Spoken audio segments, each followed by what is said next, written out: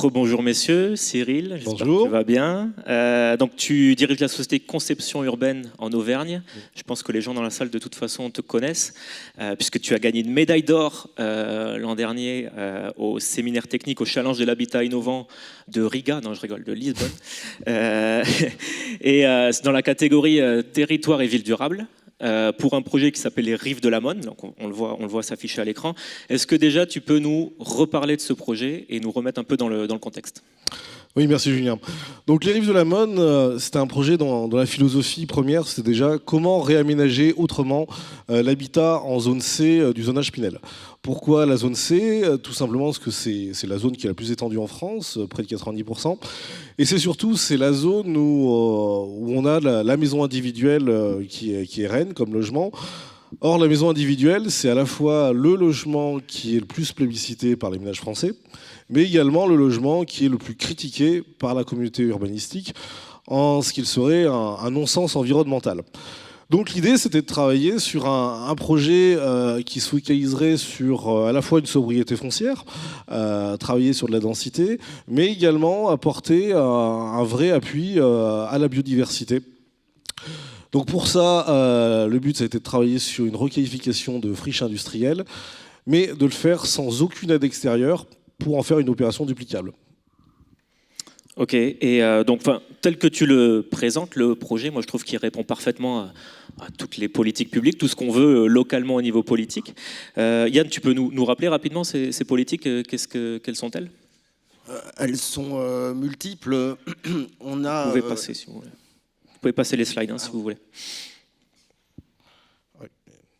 Donc on a une logique clairement de sobriété foncière. Vous savez que depuis la loi climat et résilience, nous sommes et vous êtes tous impactés par le zéro artificialisation net, alors qui ne vient pas, qui a été consacré par la loi climat et résilience, mais qui est plus ancien dans une logique de lutte contre l'étalement urbain et la sobriété foncière. Et là, nous sommes dans une zone périurbaine où l'opération se fait dans l'enveloppe urbaine existante. Il n'y a pas d'extension urbaine, on est sur une revitalisation de friches. Et l'opération telle qu'elle est développée, coche toutes les cases en fait, de ce que souhaitent les politiques publiques au niveau national, dans le sens où on allie sobriété foncière, mixité des formes urbaines. Il y a Cyril y reviendra, mais du logement individuel, du logement collectif, de la mixité fonctionnelle, puisqu'il y a des bureaux, de la mixité sociale, puisqu'il y a du logement social, et bien évidemment la préservation de la biodiversité avec la préservation des eaux. On a de l'infiltration à la parcelle, etc., etc. Mais Cyril va nous développer ça beaucoup mieux que moi. Oui, l'idée sur cette opération, en fait, c'était justement d'être sur un autre type d'habitat que l'environnement existant, qui est sur c'est du terrain de 1000 à 2500 mètres carrés dans l'environnement.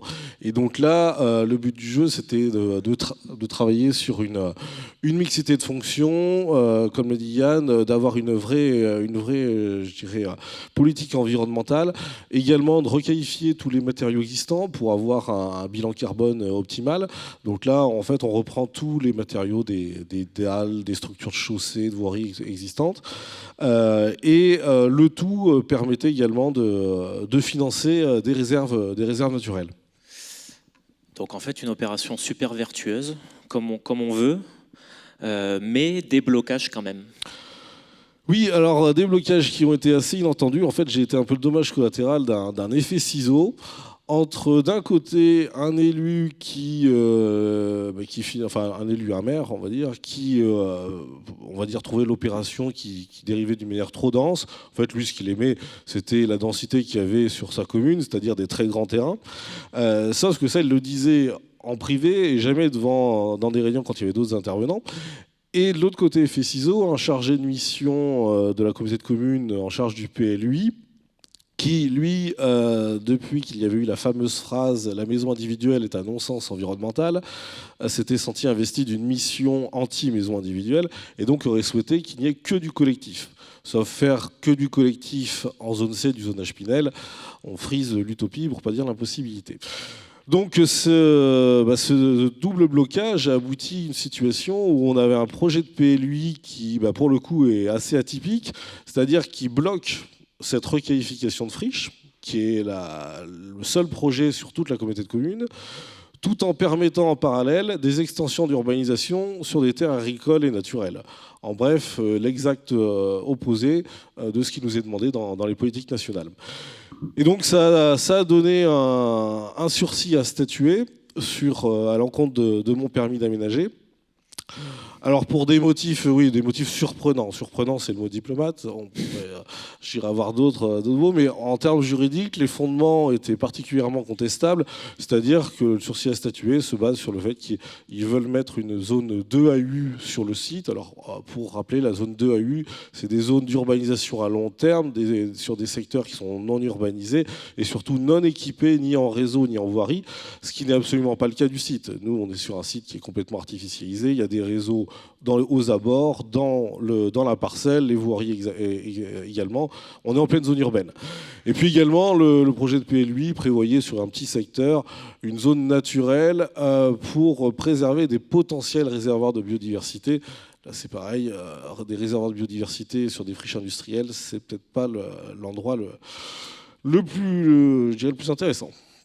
Juste, excuse-moi, pour qu'on replace dans le contexte, là, ce changement un peu d'idéologie, ces personnes qui t'ont bloqué, elles sont arrivées après que tu commencé à travailler sur le projet. Ah oui. Ouais, voilà, elles sont arrivées. Oui, largement déposé après, ton projet, il était au top. Et puis finalement, il y a des gens avec, alors je dis idéologie, c'est peut-être un peu péjoratif, mais c'est un peu ça quand même, qui sont arrivés avec quelque chose dans la tête et qui t'ont bloqué, quoi. C'est ça. Oui, totalement, parce que pour resituer, en fait, le projet avait été déposé, il aurait été déjà présenté au printemps 2021, a été déposé en instruction en juillet 2021, et les premiers blocages, on va dire, ont été qu'à l'automne 2021. Donc on était plus sur la fin de la période d'instruction. J'avais passé j'avais une commission Scott, vu que le projet dépassait 5000 m² de surface de plancher, et la commission Scott avait donné un avis positif. D'accord. Bon, est-ce qu'il y a quand même des pistes, alors des solutions ou des pistes de solutions sur ce projet pour débloquer un petit peu tout ça, vous avez regardé un petit peu? Parce que tu as appelé ton syndicat préféré. Alors, ton délégué national préféré.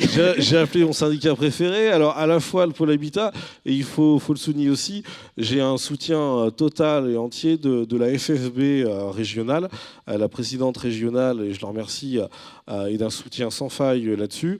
Donc, ce qui m'a aidé. Ce qu'il faut quand même indiquer, après je laisserai parler Yann sur l'aspect du préfet, parce qu'il m'a bien aidé là-dessus, c'est que j'avais déjà essayé quand même auparavant, avant de vous contacter, une solution, on va dire, amiable. À la fin 2021, on a fait une réunion avec le maire, le premier adjoint, notre sympathique chargé de mission PLUI de la communauté de communes, pour faire une réunion où, en gros, essayer de trouver un compromis. Et le pire, c'est que ce sont eux qui m'ont proposé un compromis. D'accord. Donc, dans cette proposition de compromis, il y avait des évolutions sur le plan de composition. C'est pour ça que ça a un peu évolué par rapport au projet présenté à Lisbonne. C'est-à-dire, c'était mettre un petit collectif qui ne devait pas dépasser du R+1, avoir un peu d'habitat groupé et avoir une surface de plancher qui serait diminuée. J'ai répondu à l'ensemble, j'ai accepté l'ensemble de leurs demandes. Le collectif, je l'ai trouvé d'ailleurs grâce à un bailleur social qui a accepté de venir. Et il a accepté de venir notamment parce que l'opération avait été primée à Lisbonne. C'est ce qui l'intéressait, en fait, d'être intégré dans une opération primée. Bref, j'ai accédé à l'ensemble de leurs demandes. J'ai représenté au maire tous les documents modifiés. Il m'a indiqué que j'avais répondu parfaitement à toutes les orientations du compromis. J'ai déposé. Et j'ai pas dû comprendre la définition locale du mot compromis parce qu'un mois plus tard, j'avais un sursis à statuer. D'accord. D'où après mes appels à Yann. Et c'est là que Yann rentre en jeu. Oui, modestement, on a essayé de trouver un compromis à ces suggestions qui sont totalement contradictoires. Et on voit bien là l'opposition entre le national et le local, entre des politiques publiques qui descendent de manière un peu verticale, un peu jupitérienne, et puis des élus locaux qui sont aussi confrontés sur la problématique intercommunale, avec un maire qui souhaite une certaine forme d'opération, des élus intercommunaux qui en souhaitent d'autres, et un préfet qui, lui, est là pour appliquer les politiques nationales. Donc au-delà, et la première solution à tout blocage, c'est bien évidemment la discussion avec l'ensemble des parties prenantes, et notamment les élus intercommunaux et le maire. Une fois que on est toujours dans le conflit et on n'arrive pas à sortir par le haut sur un consensus et éventuellement sur une modification du PLUI en cours d'élaboration, on a saisi le préfet qui nous a reçus et qui était lui-même confronté à ces suggestions contradictoires. Un ministre qui lui dit qu'il faut stopper l'artificialisation des sols, qu'il faut revitaliser les friches. Je tiens d'ailleurs à préciser que Cyril n'a absolument pas utilisé le fonds friche alors qu'il en avait l'opportunité. Et ensuite, essayer de trouver des compromis en exposant toute la virtuosité du projet. C'est ce qu'on a fait, puisque le préfet a reçu Cyril et a demandé le retrait du sursis à statuer en exposant que cette opération était totalement conforme à ce qu'il souhaitait que ce soit fait sur son territoire qui est entre périurbanité et ruralité. Il faut bien le préciser, et c'est ce qu'a dit Cyril, là où des maisons individuelles sont quand même le type d'habitat souhaité tant par les élus que par la population. On voit bien que ces blocages institutionnels, il y a une manière d'en sortir, et d'en sortir par le haut. C'est un peu une commission de médiation où le préfet, en fait, serait l'arbitre entre des intérêts qui sont parfois contradictoires.